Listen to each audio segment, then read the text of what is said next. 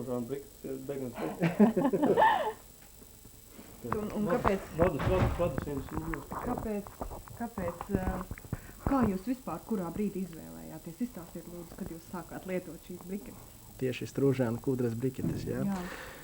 Katrā ziņā tas bija jau pirms manis, un strūžānu briketes varakļānieši izmantoja jau vismaz, cik man zināms, ir no 90. gadiem, kad tika nodibināts mūsu pašvaldības dzīvokļu komunālais uzņēmums, kas nodarbojas ar apkures lietām varakļānos, atdaloties no Madonas tā lielā siltumtīkla uzņēmuma, kas bija Madonā tajā laikā, kad viņi kurināja toreiz vēl ar tādām, labām oglēm.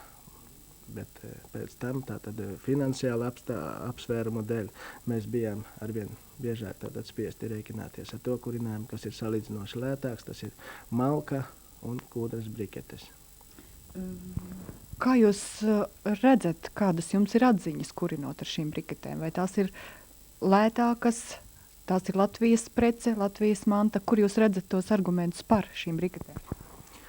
Par šīm briketēm man ir tāds, kā saka, īpašs viedoklis, jo mums šī sadarbība, kā jau es teicu, tā tad ir vairāk kā 5 gadi ar strūžāniem izveidojusies. Un ja šodien man jāsaka, tad acīm redzot, ka strūžānu kūdras fabrika ir tas uzņēmums, kas patreiz parakstās tātad uz mūsu pasūtījumu, tātad uz tiem noteikumiem, ko šobrīd ir spējušas diktēt pašvaldības, tas ir viņi pieņem tos noteikumus, kad viņi gaidīs naudiņu visilgāk, jo parasti mēs nevaram norēķināties par kurināmo tajos termiņos, kā pieprasa piegādātāji.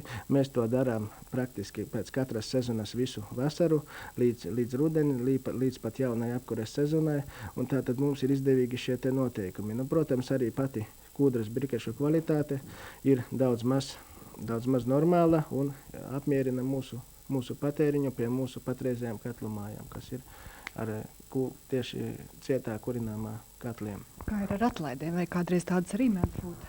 Lielākā atlaide jau iznāk, ja viņi parakstās uz tiem noteikumiem, kad gaida nauda visilgāk, tas ir galvenais konkursa noteikums, tad atlaides iznāk tā, ja mēs varam samaksāt naudiņu lielākas summas un paņemt jau daļai tās briketes vasarā, tad, protams, atlaides ir, un atlaides ir kaut kur 3-4 Latvijas tonu, kas tomēr uz lieliem daudzumiem, tas sastāda diezgan ievēramas summas, un es uzskatu, ka ir praktiski pabalsts gan pilsētai, gan arī viņas iedzīvotājiem, jo rezultātā mēs maksājam mazāk par kurināmo un varam tātad savilkt galus kopā. No tāda patriotiskā viedokļa, vai tieši par to, ka tās ir Latvijas produkcija, vai arī tas ieskanas jūsos? Protams, mēs arī, kā visur mēdzam lietot šo vārdiņu pēc Latvijas preci un arī kūdras brikete, tāpat kā malciņa, tas tomēr ir mūsu meži, mūsu purvu bagātības praktiski. Es domāju, ka tur noteikti ir arī tas patriotisms, jo, diemžēl, tās oglītes nav Latvijā.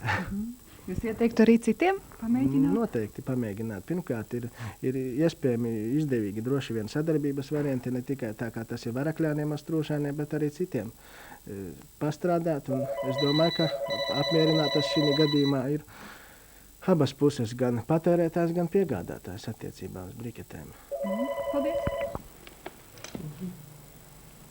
Izņēma no turienes. Jā, atradās tāds, ir mums tādi prospekti. Viņi piedāvā vēl arī bez kūdras briketēm arī skārdā. Šādā priekšnieks.